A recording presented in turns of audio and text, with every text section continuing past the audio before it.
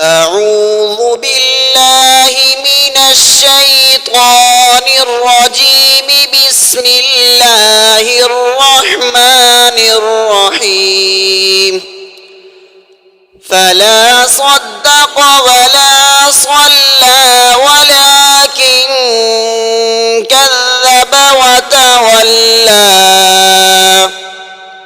ثم ذهب إلى أهله يتمطى.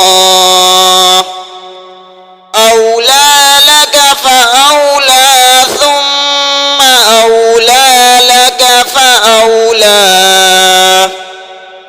أيحسب الإنسان أن يترك سدى ألم يك نطفة من مني يمنى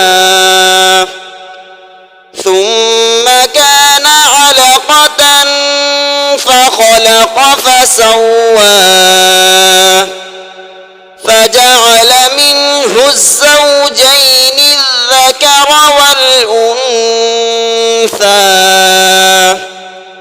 أليس ذلك بقادر على أن يحيي الموتى؟